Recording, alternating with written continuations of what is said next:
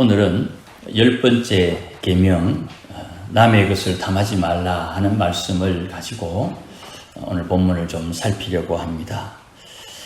동북아시아의 나라를 이야기하면 대부분 중국, 한국, 일본 이 세 나라를 언급합니다. 이 세 나라에는 공통적인 것이 많이 있습니다만은 다 한자를 사용하지요. 그리고 한자를 사용하는 이 배경에 동양 사상이 특별히 존재합니다. 그것을 음양오행설이라 그렇게 말합니다. 달력에 사용되는 해와 달을 빼고 나무, 불, 땅, 금속, 물 이걸 움직여서 우주를 이해하는 그런 세계관입니다. 이걸 5개가 움직인다 해서 오행이다. 오행이다 이렇게 말을 하지요. 보통 서양 사람들의 교육을 우리가 받았기 때문에 음양오행은 미신처럼 생각하는 경향이 있습니다만은 음양오행은 동양의 과학입니다. 숫자로 하지 않는 동양의 과학입니다. 이렇게 미신으로 치부하는 어리석음이 조금 조심해야 됩니다. 이 우주의 변화를 5개의 기운 덩어리로 표현하는 것을 가지고 역할을 분배하고 이해합니다. 그래서 드러나는 것과 숨은 것, 이걸 음양이라 그러거든요. 이걸 가지고 이제 우주의 변화를 이해합니다. 어쩌면 또 음양오행설 이걸 가지고 동양사상으로 성경을 해석하려느냐 그렇게 생각하시는 분이 있는지는 모르겠습니다만은 이것도 사실은 별로 중요하지 않습니다. 왜냐하면 천지를 창조하신 하나님께서 세상, 우주를 다스린다는 이 고백이 우리가 생각하는 것보다 엄청나게 대단한 것입니다. 바울도 이야기를 합니다마는 하나님의 지혜는 사람이 감당할 수 없습니다. 거꾸로 세상의 모든 뛰어난 지혜는 그런 일은 없습니다마는 하나님의 가장 약한 지혜보다도 못합니다. 그러니 사람들이 가지고 있는 그 뛰어난 철학, 지혜, 그것은 그냥 장님 코끼리 만지듯 부분을 이해하는 정도밖에 되지 않습니다.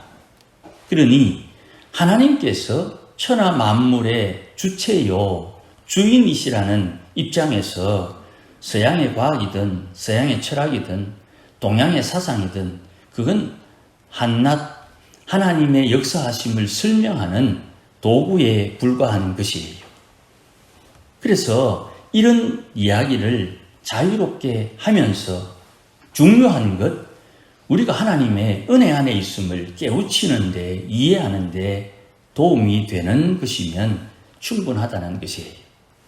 앞서 말씀드린 것 중에 한자 문화권에 있는 동북아시아의 세 나라, 글자 중에 양의 성질을 가진 글자를 한글이라고 말해요. 일본말도 히라가나, 가나가나가 있죠. 이 2개가 용도가 달라요. 물론 한문도 씁니다. 우리도 한글과 한문이 있는데 이 중국에는 한문만 쓰지요. 그래서 억하심령은 없습니다만은 중국 사람들이 덜 떨어지는 거예요. 한글은 그냥 읽으면 그게 소리고 그게 뜻이 돼요. 그래서 숨김없이 다 드러낸다. 그래서 양의 글자다 이렇게 말을 해요. 거꾸로 상대적으로 한자는 숨겨진 뜻이 있어요. 그래서 한자를 써서 그 한자를 묵상하고 그 한자를 생각하면 할수록 진짜 다양한 의미를 찾을 수가 있어요. 우리말의 60% 이상이 한자로 구성되어 있습니다. 우리가 자주 쓰는 말 중에 대부분이 다 한자입니다. 그래서 이 한자를 교육하지 않은 저와 같은 세대 이후에 한자를 사용하지 않으니까 영어는 잘하는데 깊이가 없어요. 학문을 하는 사람들은 반드시 한자를 사용할 수 있어야 됩니다. 탐하지 말라는 이 10번째 계명은 단순하게 남의 것을 욕심내지 말라는 뜻이 아니에요. 거짓 증언이 단순히 거짓말하고 안 하고의 문제가 아닌 것과 같아요. 남의 것을 마음으로 탐하고 남의 것을 행동으로 빼앗고 은근히 숨기면서 쉬쉬하면서 내 것인 양 사용하는 것이 아니라 이 말입니다. 남의 것을 욕심낸다 하면 남이 모르니까 덮어놓고 쉬쉬 남들 모르게 내 혼자 그 곧 좋은 것을 빼먹는 그런 것이 탐하는 것이라고 생각하겠지만 계명이 말하는 수준은 그런 수준이 아니에요. 탐하고 빼앗고 숨기면서 사용하는 행실에 하나님의 의식이 있느냐, 하나님을 염두에 두는 마음의 지식이 있느냐가 중요한 기준이 되는 거예요. 이게 어렵다 이 말이에요. 하나님 외에 다른 신이 없다는 신앙의 고백이 내 행동거지의 근본이 된다 이 말이에요. 하나님 외에 다른 신이 없다는 것과 내가 이 세상에 살아가는 행실에 어떤 관계와 연관이 있느냐, 내가 숨쉬며 말하고 생각하고 판단하고 결정하는 그 모든 행실의 근본에 하나님 외에 다른 신이 없다는 신앙의 기초가 있어야 된다 이 말이에요. 아이들이 태어나 자라게 되면 대부분 그 시기를 좀 구별합니다. 교육을 위해서요. 그래서 우리는 그냥 초등학교 앞에 유치원을 보내니까 어린이집, 유치원, 초등학교, 중학교, 고등학교 뭐 이렇게 학교를 나누어서 생각합니다만은 초등학교 들어가기 전의 시기를 몇 단계로 좀 구분합니다. 첫 돌이 지나거나 둘째 돌이 지나고 난 뒤에 영아부, 유아부, 유치부 이렇게 구별합니다. 그래서 영아는 2살에서 3살, 유아는 4살에서 5살, 유치는 6살에서 7살을 나이로 구분합니다. 그래서 규모가 있는 교회 주일학교에서는 영아부, 유아부, 유치부를 구별해가지고 아이에게 맞추어서 신앙교육을 시킵니다. 우리는 아이도 없거니와 또 그런 규모가 되지 않습니다만은 이렇게 나누어서 가르칩니다. 그러면서 가장 먼저 교육하는 것은 첫째, 인간 됨됨이의 기준이 되는 선악을 가르칩니다. 거짓말하지 마라. 또 다른 아이 해코지하지 마라. 뭐 이런 걸 가르치는 거예요. 가장 보편적인 선악의 기준에 그 지역 공동체가 용인하는 판단 기준을 그 다음에 가르칩니다. 그래서 이 두 가지를 교회 주일학교에 적용을 해보면 교회에서는 보편적인 기준, 인간 됨됨이를 위한 기준을 가르치고 교회 공동체의 기준이 되는 계명을 가르치는 겁니다. 한번 추억을 해보십시오.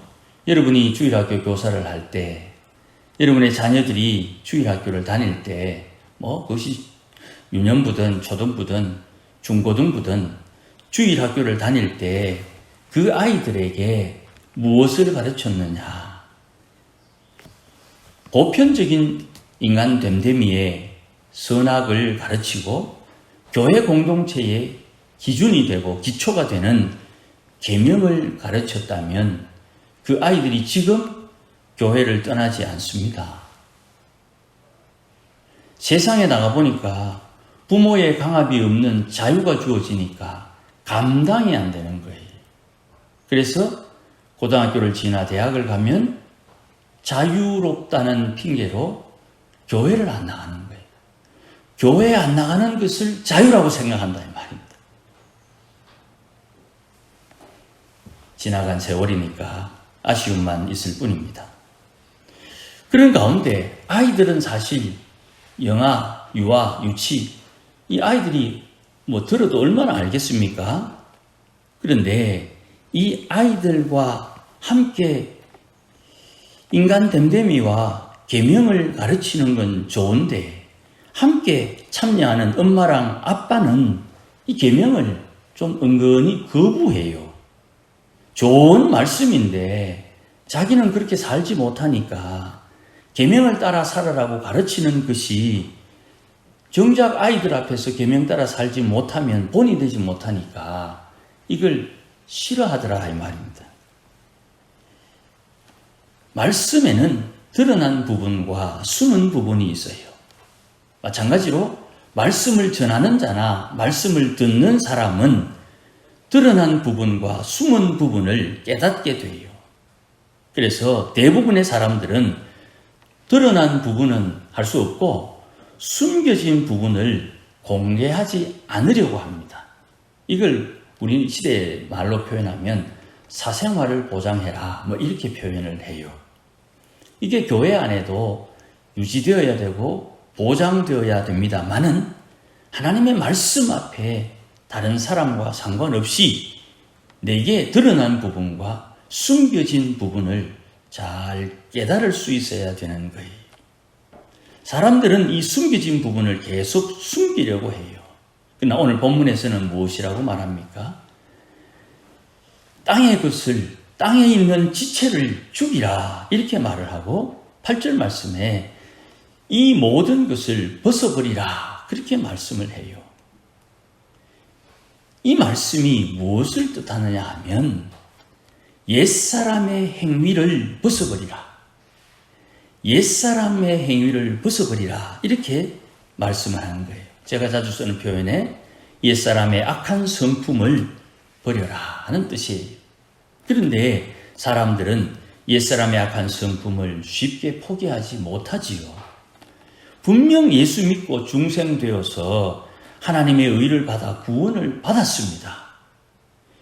이제 하나님의 의가 없는 나에게 하나님께서 의가 있구나 하고 인정을 해주셨는데 인정받은 것까지는 좋은데 지금 하나님의 의가 없는 상황에서 하나님의 의가 있다고 하나님이 인정해 주셨는데 하나님 사기꾼입니까? 없는데 있다고 해주는 게 우리 윤리에서는 안 맞지요. 그런데 그걸 하나님의 은혜라고 말한다 이 말입니다. 내게 하나님의 의가 없을 때 하나님의 의가 있다고 인정해 주고 우리를 구원해 주셨다 이 말입니다. 그러면 지금 내인데 하나님의 의가 없는 상황에서 구원받은 나는 하나님이 인정해 주셨으니 하나님의 의를 만들어야 된다 이 말입니다. 이걸 성화라고 하는 거예요. 거룩함을 따른다. 거룩함을 추구한다는 뜻이에요. 내가 구원받을 때에 내게 하나님의 의가 없어요. 그러나 하나님의 의를 말할 때에 하나님의 의를 내 마음에 받아야 되겠다. 예수님께서 만든 그 의를 내가 받아야 되겠다고 수납, 서랍에 무엇을 넣어서 닫을 때 수납이라 그러죠. 내가 믿음을 받을 때, 믿음으로 주님의 그 의를 믿음으로 받을 때 의가 없으나 하나님의 의가 있다고 인정을 해주는 거예요. 칭의.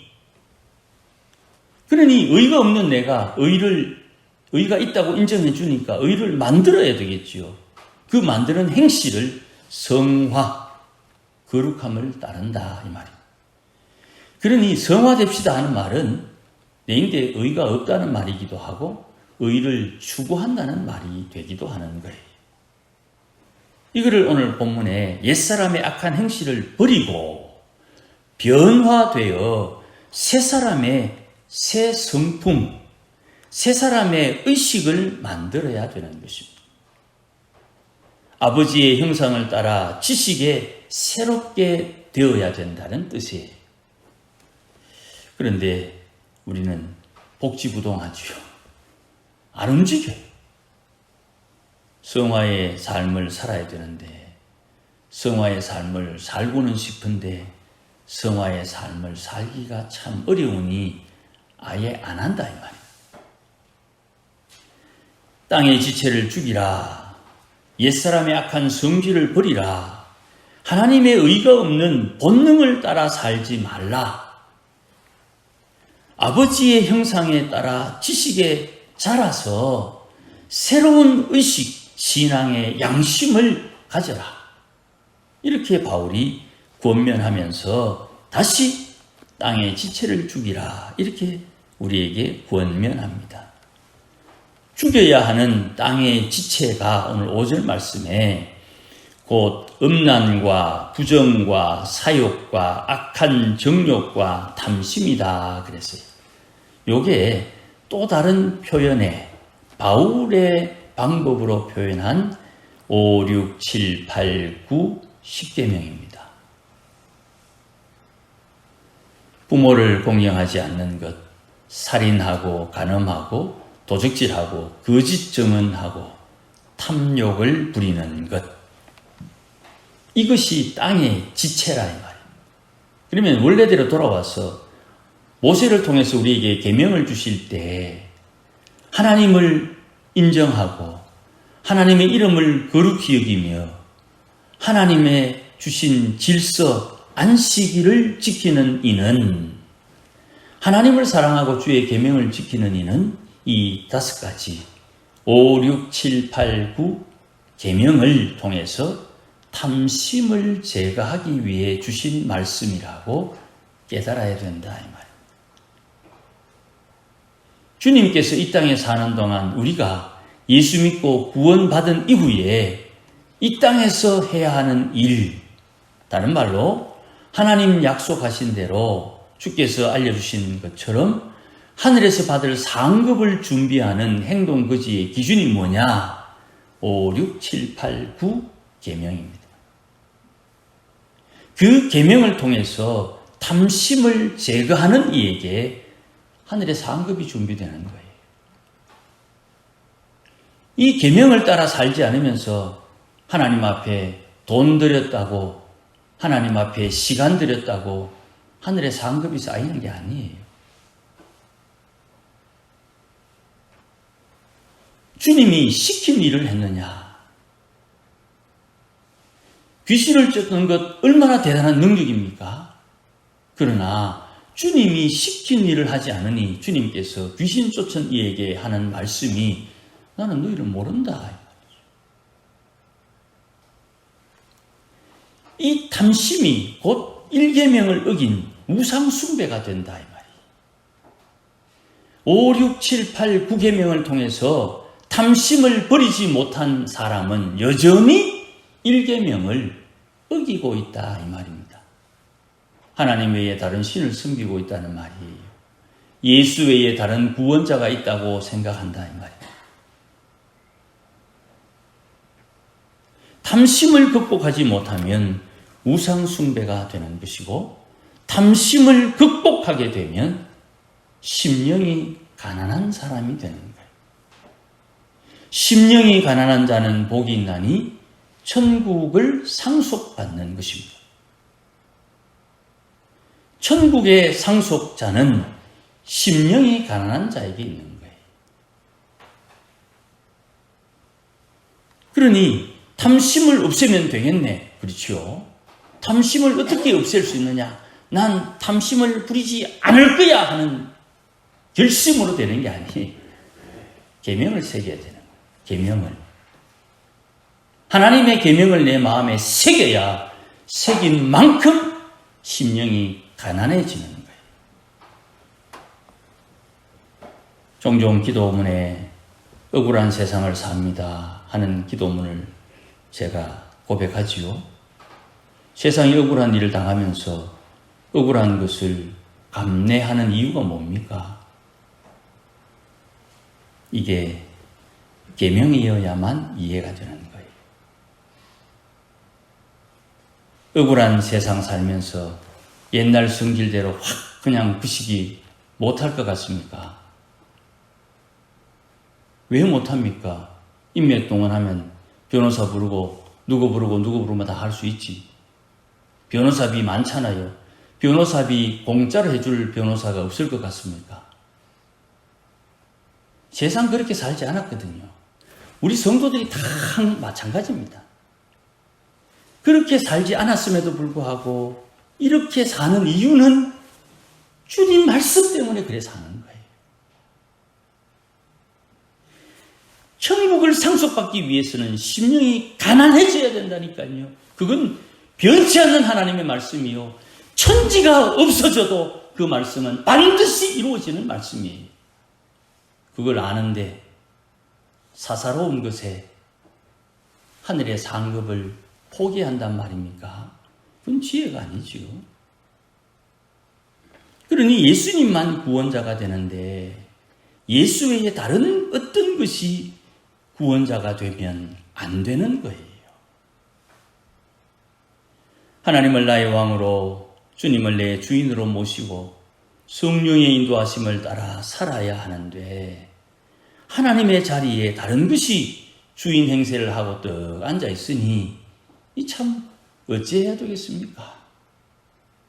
그게 처음에는 돈인 줄 알았는데 하나님의 자리에 돈이 있는 줄 알았는데 아니에요. 권력이 있는 줄 알았는데 아니에요. 눈에 보이는 것은 돈이 앉았고 눈에 보이는 것은 권력이 앉았고 눈에 보이는 것은 내 명예가 앉았는데 숨겨진 것은 무엇으로 포장되었느냐 보니 악한 영적인 존재가 거기에 숨어 있더라 이 말입니다. 그게 마귀요, 그게 사탄이요, 그 조무래기들인 귀신이 그 자리에 떡 앉아 있는 거예요. 영안을 떠야 됩니다. 주의 말씀을 보면 말씀이 하시는 대로 하나님의 입에서 나온 말씀을 따라 사는 것이 성도에게 마땅한 바이오인데 하나님의 입에서 나온 말씀에 귀가 눈이 마음이 쏠리지 않으면 나도 모르는 사이에 쏟게 된다 이 말이에요. 그러니 회복하기 위해서는 어찌해야 됩니까? 심령이 가난해지기 위해서는 어찌해야 됩니까? 내 자신의 처지를 먼저 깨달아야 됩니다. 아, 나는 죄인이었구나. 놓치면 안 돼요. 내가 저 사람보다 더 대단하지 않습니까? 그래도 죄인은 죄인이에요. 대단한 죄인이지요. 어쨌든 하나님 앞에 죄인은 인정받을 수 없고 용납되지 않고 하나님 앞에 설 수 없어요. 그러니 하나님의 계명에 기초해서 스스로 판단해야 됩니다. 나는 죄인이구나. 그러니 성경을 기록하고 있는 이 바울이 대단한 사역의 열배를 가지고 있음에도 불구하고 그가 제정신인지 모를 정도의 말을 합니다. 나는 죄인 중에 괴수다. 내가 보니 내만큼 죄 많이 지은 놈 없더라. 이런 뜻이잖아요. 그것도 사도 바울이 예수님을 직접 보고 하나님의 성령의 인도함을 따라 살았던 이 바울이 하는 이야기입니다. 내보다 죄 많이 지은 사람 없더라. 나는 죄인이구나. 이걸 깨달아야 되는 거예요. 그리고 비로소 회개가 나오는 것입니다. 지난 몇 주 동안 말씀드린 대로 회개는 말로만 끝나는 게 아니고 잘못을 시인하고 다시 순종하겠다는 결심이 따라와야 된다 말씀드렸지요. 도덕적으로 윤리적으로 잘못한 것 교통법을 어기면 범칙금 내면 되는 거예요.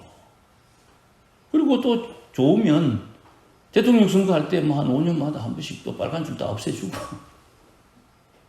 세상은 그렇게 사는 거지만 하나님은 그렇지 않아요. 하나님과 각 사람이 마치 서원하는 것처럼 맹세하는 것처럼 하나님 앞에 회개하고 말씀대로 계명대로 살겠다고 결심하는 것으로 하나님 앞에 새로워지고 회복되는 거예요. 그렇게 부모 공경의 죄를 이겨서 부모를 공경하는 사람이 되는 것입니다.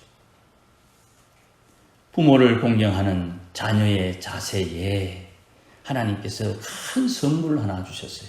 우리는 지금 자녀들이 있으니까 자녀들을 이해할 때 성경이 주시는, 바울이 주시는 하나님의 말씀, 진짜 중요한 말씀이 있습니다. 부모들아, 자녀를 노엽게 하지 마라 하는 말씀이 있어요. 거꾸로 내가 부모를 대할 때 나를 노엽게 하는 부모에게 나는 어찌할 것이냐. 나를 노엽게 하는 부모, 이건 굉장히 중요한 말씀이에요. 이걸 우리 자녀들에게 가르쳐야 됩니다. 내가 자녀를 노엽게 할 때 자녀가 부모를 어떻게 공경하는 법을 배울 것이냐 가르쳐야 돼요. 내가 고민을 안 해봤는데 그걸 왜 가르칩니까?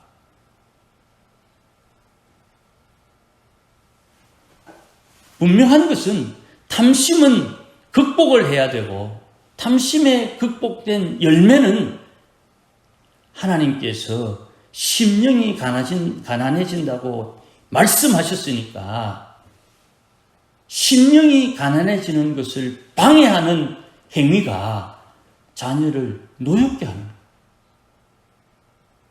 자녀가 주의 계명에 심령이 가난해지려고 하는데 그것을 방해하는 부모는 자녀를 노엽게 한다 이 말이에요.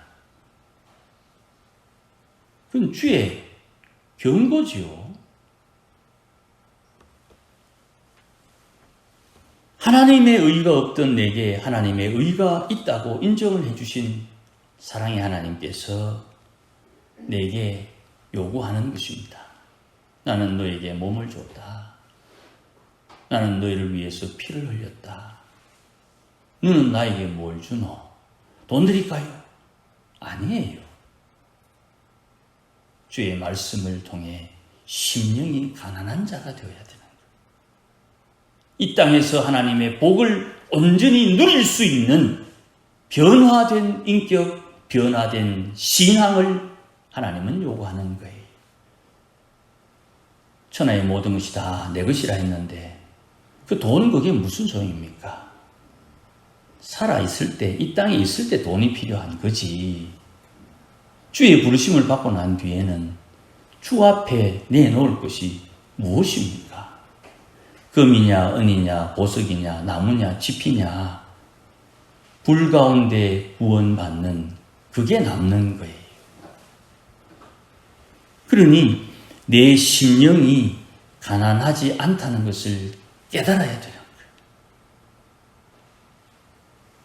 그리고 심령이 가난해지기 위해서 나는 어찌해야 하는지를 목사님께 물으면 안 됩니다. 내 안에 계신 성령님께 물어야 돼요. 장로님께 묻는 게 아니에요. 내 안에 계신 성령님께 묻는 거예요. 권사님께 답답해서 물을 수 있습니다. 그러면 권사님은 네 안에 계신 성령님께 물으라고 가르치고 기도해 줘야지요. 내 말 들어라. 그러면 내 종이 되는 것입니다. 내 말을 들으라. 내 종이 되는 거예요. 주의 교회는 주님 것입니다. 주님의 말씀을 들어야지. 그러니 나는 천국에 상속받는 약속을 받은 사람이잖아요. 나는 예수 믿어 구원받은 사람이잖아요. 그러니까 이 땅에 사는 동안 심령이 가난해지기 위해서 일하고 봉사하고 섬기고 훈련하고 변화되어야 되는 것이 이 땅에 사는 목적이 뚜렷하지요. 그래 살아야 됩니다. 저도 그래 살고 있고요. 부족함이 있지요. 그러나 그래 살아야 되는 거예요. 그렇기 때문에 고함치면서 기도하는 거예요. 그것 때문에 하나님 앞에 찬송하고 기뻐하는 거예요. 그러면 다 그래 살아야 된다 이 말씀입니다. 이걸 오늘 본문 9절 10절에 이렇게 말합니다. 거짓말하지 마라. 안 하면서 한다 하지 마라. 옛사람의 행위를 벗어버려라. 행실을 보여봐라. 벗어버린 행실. 새 사람의 행실을 보여봐라. 자기를 창조하신 하나님의 형상을 따라 내 지식, 의식을 새롭게 하는 변화가 있어야 된다. 이거는 각자가 하는 거예요. 그리고 이것은 내 안에 계신 성령님과 내가 함께 하는 거예요. 그래서 이런 신앙으로 살면서 하나님의 복이 임한다. 이래 안 하면 6절 말씀에 하나님의 진노가 임하고 이래 하면 하나님의 복이 임하는 거예요. 우리는 하나님 앞에 복 받기를 원하고 하나님 주시는 복을 원합니다. 하나님은 그 복을 받는 방법을 알려주셨는데 복은 받기 원하지만 하나님이 주신 방법은 때로는 좀 등한히 하는 경향이 있습니다. 그것도 회개해야 되는. 아무쪼록 하나님을 사랑한다는 고백은 우리가 생각하는 하나님 내 사랑합니다. 이건 아니에요. 적어도 이건 아니에요. 이 정도의 수준에 머물러 있으면 하나님 앞에 책망받습니다. 예수님께서 그거 하라고 십자가에 피 흘려주신 게 아니에요. 우리가 숨겨진 것을 깨우치고 발견해야 됩니다. 마태복음 13장에 밭을 갈다가 숨겨진 보화를 발견하게 되지요. 밭을 갈다가 발견하지요. 진주를 부지런히 찾다가 진짜 귀한 진주를 발견하게 되지요. 주의 계명 마음에 새기다가 새로운 세계가 열리게 되는 것입니다. 이 크신 은혜와 복이 함께 하시기를 주의 이름으로 축복합니다. 기도하십시다. 하나님 아버지, 불쌍히 여겨 주시옵소서. 주의 고귀하신 말씀과 뜻을 깨우치지 못해서 우리가 아는 것이 전부인 양 어리석게 살았던 이 모든 허물과 죄를 용서하여 주시고 우리 안에 계신 성령님 열심을 내사 우리를 붙들어 주시고 하나님 기뻐하는 삶을 살도록 인도하여 주시며 때로는 지치고 어려울 때 우리의 손을 붙들고 다시금 일어나게 하소서. 하나님 기뻐하는 삶을 사는 온 교회와 성도들이 되도록 은혜 위에 은혜 다하여 주시옵소서. 예수님의 이름으로 기도하옵나이다. 아멘. 이제는 우리 주 예수 그리스도의 크신 은혜와 하나님 아버지의 극진하신 사랑과 성령님의 충만하심과 인도하심과 역사하심이 오늘도 하나님 앞에 진심으로 사랑하며 우리의 마음 가난하여져서 주님 약속하신 약속을 온전히 이루며 받으며 확신하며 살기를 소원하는 모든 믿음의 권속들 심령 위에 고민과 갈등이 있으나 주를 믿는 믿음으로 살기를 다시 한번 다짐하는 믿음의 권속들 심령 위에 우리 교회 위에 이제로 영원토록 함께 계실지어다. 아멘.